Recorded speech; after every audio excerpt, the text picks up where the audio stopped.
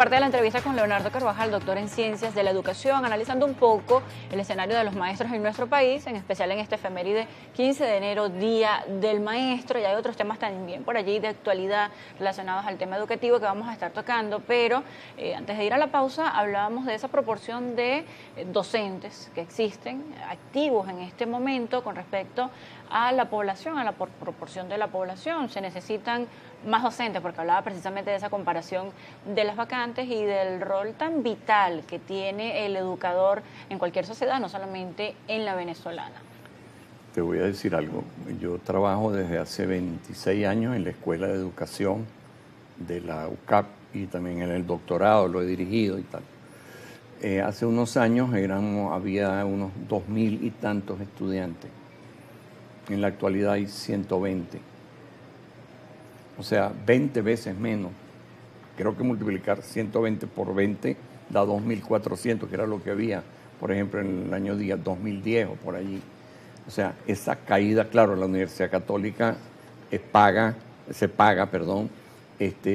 la carrera de educación tiene un 30% de descuento, hay muchísimos becados más allá del 30%, no es como otras que es como más dura incluso para el pago, pero es que también el fenómeno se vive en la Central, en muchas otras instituciones. Había 66 instituciones formadoras, creo que quedan como 40 y pico en el país. O sea, universidades que de repente cierran la carrera de educación porque simplemente no pueden sostenerla. Entonces, ahora, ¿cómo se levanta eso? Es la pregunta. O sea, porque con Tatarro ya lo estamos viendo. Se levanta cuando el ministro de Hacienda de un gobierno consistente en lo económico tenga suficiente dinero para pasarle al Ministerio de Educación para que te pueda pagar unos sueldos, por lo menos que permitan una sobrevivencia. ¿Okay? No enriquecerse, pero una sobrevivencia. Esos sueldos ahorita son... Pero además son los dos ministerios. Mira, cuando yo fui profesor en la Central 22 años de mi vida, empecé el 75.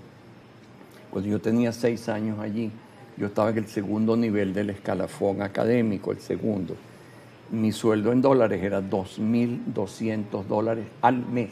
Bueno, mucho tiene que ver lo atractivo de la remuneración, no solamente para los educadores, sino para cualquier profesión, para cualquier oficio. Mucho tiene que ver con qué tan atractivo es la parte onerosa. Pero ahora el profesor de más jerarquía en la Universidad Central, por ejemplo, su sueldo es como $100, le dan un bono de otros 100 y pico. O sea, de 2.200 a 200. O sea, aquello te permitía hacer una clase media holgada, pero esto no te permite ni siquiera sobrevivir. Construirse el país en lo económico, al reconstruirse y crecer mucho más de lo que está creciendo, el gobierno nacional tiene que percibir más ingresos vía impuestos y eso tiene que canalizarlo hacia educación y salud primordialmente. Bien, profe, para hablar del tema de los hechos del 3 de enero, que esto es inherente a la política, a la actualidad en este momento, y por supuesto tiene el foco de atención de los ciudadanos, la mayoría de los ciudadanos. Voy a tomar las palabras del diputado Luis Emilio Rondón, que nos visitó el día de ayer. Él hablaba que el tema de la defensa de la soberanía y ese sentimiento de nacionalismo radicaba en la educación, porque él lamentaba ayer en su intervención que hubiese personas, venezolanos, que aupaban, que celebraban la intervención militar de Estados Unidos en Venezuela y decía que no era un tema de simpatía o no con el partido de gobierno, que no era un tema de simpatía o no con la figura presidencial, sino que era un tema de educación arraigada en esos adultos o jóvenes que en algún momento, bueno, fueron chicos y no tenían ese sentimiento de defensa de la patria, el sentimiento patriótico de sentirse venezolanos. Decía que a pesar de que era algo muy personal, decía que radicaba en el tema educativo en Venezuela. Estás poniendo el dedo en una llaga. Yo fui profesor de formación social, moral y cívica desde el comienzo, cuando empecé a enseñar en bachillerato. Y desde esa experiencia en la cual uno enseña cuál es la Constitución, qué cosa es la soberanía, etcétera, etcétera, etcétera, los derechos humanos, uno se pregunta cómo se formó o se malformó, no todas las generaciones en bloque, pero sí mucha gente que hace eso que tú dices, que le importa 3 pepinos, Venezuela, que le daría igual que le cambiaran el himno Gloria al bravo pueblo por el Dios bendiga América. O sea, que le da igual que nos mande un extranjero. O sea, ese tipo de realidades, yo creo que uno tiene que ser, uno trataba de enseñar eso también, ciudadano del mundo, o sea, ciudadano de este país, ciudadano solidario de los que viven en tu barrio, en tu ciudad, en tu nación, pero también interesado en lo que pasa en el mundo y cuidadoso de las reglas internacionales, porque eso es lo que permitía o permite evitar, por ejemplo, las guerras mundiales. Pero ahora hay un momento así como la hora loca, pero una hora muy loca, en que hay unos atilas del derecho, atilas de la lógica, que plantean que todo eso ha de desquiciarse.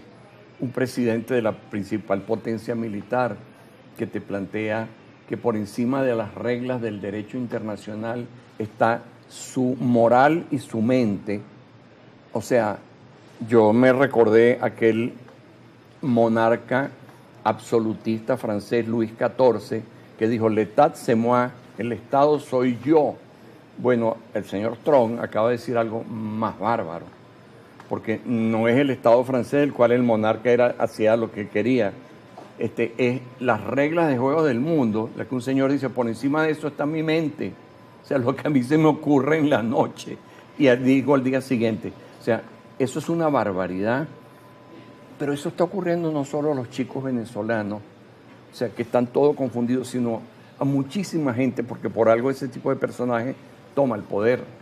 Bien, allí ha tocado dos puntos. Quería preguntarle sobre la desconexión que hay en algunos jóvenes en Venezuela con respecto al tema político, que viene producto de un agotamiento de diferentes hechos políticos, de diferentes decisiones, de diferentes ambientes, pero también tiene que ver un poco con la formación personal, la formación en el hogar, de cómo es la formación en cada casa venezolana, de qué se habla y de qué no se habla, y por supuesto de cómo ve este saldo de diferentes decisiones o liderazgos políticos que hay con esta desconexión de jóvenes que quizás no están ni siquiera interesados en suplir en algún momento estos liderazgos, estos espacios de interés o de análisis político profundo en el país. Sería inexacto, digamos, hacer juicios absolutos sobre, por ejemplo, toda una generación. Por ejemplo, la generación Z es la que nace del 2000 para acá y está, digamos, desde el punto de vista de estudios formales, terminando o siendo jóvenes profesionales. Esa generación ha vivido una desconexión enorme entre sus gustos, que eran los gustos de niños, pero que después siguieron como adolescentes siendo niños y como jóvenes siendo niños en muchos de su manera de relacionarse con la información pasmosa que te dan las redes sociales, muchísimo más atractiva que el fastidio terrible de nuestros programitas de estudio, con aquellas cosas encapsuladas de hace 10, 20 años, o sea, que a veces pegan con lo que está ocurriendo en la vida, pero muchas veces no coinciden.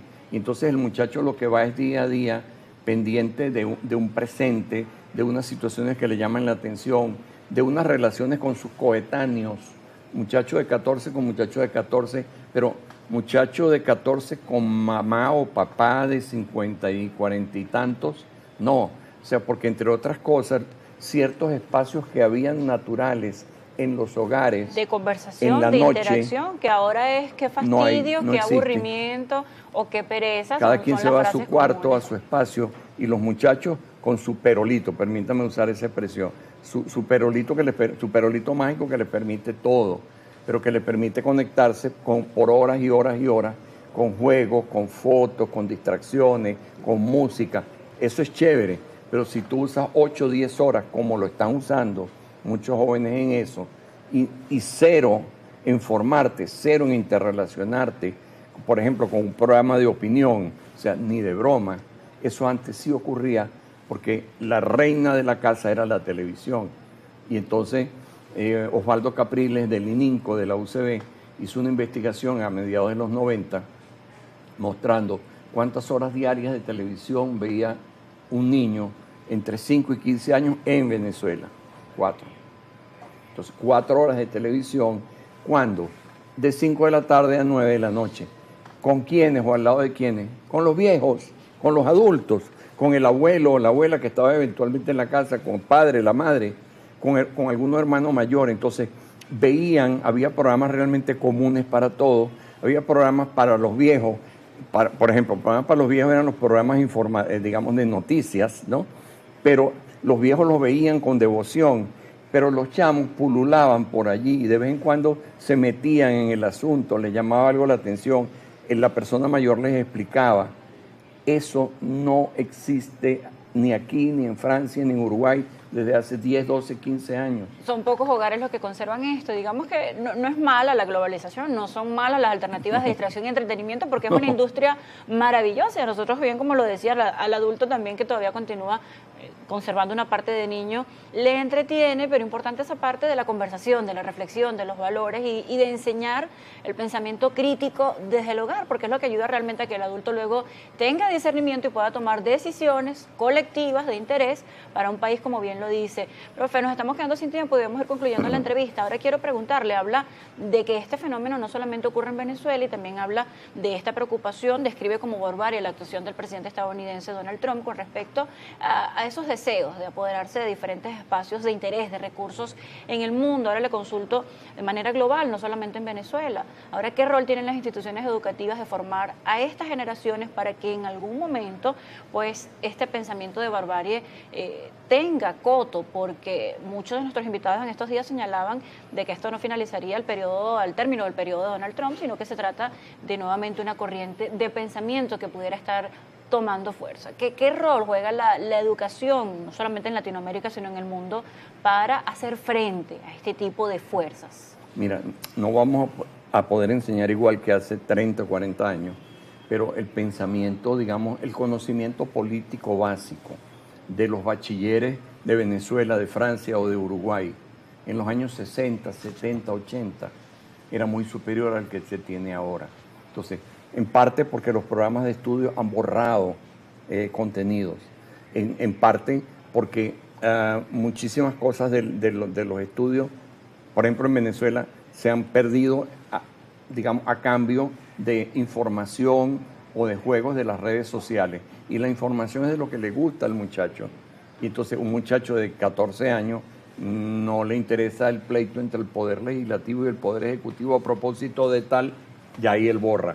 O sea, eso no le interesan cosas mucho más específicas, presentistas. Pero ¿hasta qué punto, ya debemos ir cerrando, pero hasta qué punto es positivo este tema de trabajar con los intereses o habilidades? Porque también los diseños curriculares han cambiado en función de desarrollar las habilidades y no llenarlos de conocimientos. Entonces pareciera ser una línea muy delgada entre, bueno, voy a trabajar las habilidades personales de cada persona o, bueno, esto de trabajar realmente y no desconectarlo del universo. Es posible capturar, aprender ciertos intereses, ciertos temas significativos para los adolescentes, por ejemplo, y entonces poner los programas de estudio que tienen una lógica. Si vas a aprender física, es física y no cualquier cosa que se te ocurra. Tiene una lógica, pero en vez de enseñar la física en el orden lógico de ella, que es tremendamente aburrido, tú enseñas física a lo mejor a propósito de un partido de fútbol, ahora viene el Mundial de Fútbol, todo el mundo va a estar emocionadísimo. Bueno, enseñar física a los profesores, con la trayectoria del balón, con la potencia, con el no sé cuánto, enseñar biología, química, con toda la sudoración. ¿Cómo hacerlo en función de los intereses de los conflictos del mundo o los enfrentamientos y la geopolítica? Eso Uslar Pietri decía en los 60, vamos a estudiar, está en la prensa, es la guerra de Vietnam, vamos a estudiar la guerra de Vietnam y con eso estudiamos geografía y un montón de cosas más. O sea, vamos a tomar los acontecimientos significativos, ciertos hechos típicos de adolescentes, de niños y adolescentes, y vamos entonces a trabajar por proyectos, esa es la palabra mágica. El proyecto es aquel mecanismo o metodología que le permite al docente tomar un contenido de física, uno de historia, uno de inglés, juntarlo a propósito de algo que le llame la atención al niño, y entonces esas tres cosas ese día las aprendió, porque tú sí la vinculaste con un centro, esa palabra es vieja, un centro de interés, decía de Crowley. Pero si tú no tienes, te olvidas de los centros de interés de los chamos, y todo es un orden lógico de química, física, tal, viene una, viene otra, viene otra, aquello es un carrusel de desaguisados. Bien, Leonardo Carvajal, doctor en Ciencias de la Educación, también es investigador. Profesor, queda abierta la invitación para que más adelante podamos seguir conversando acerca de la actualidad política en Venezuela. Gracias. Hoy en especial nos fuimos un poco con este tema de la educación, pero hay muchísimos hechos de interés también que son merecedores de su análisis. Queda abierta la invitación para usted.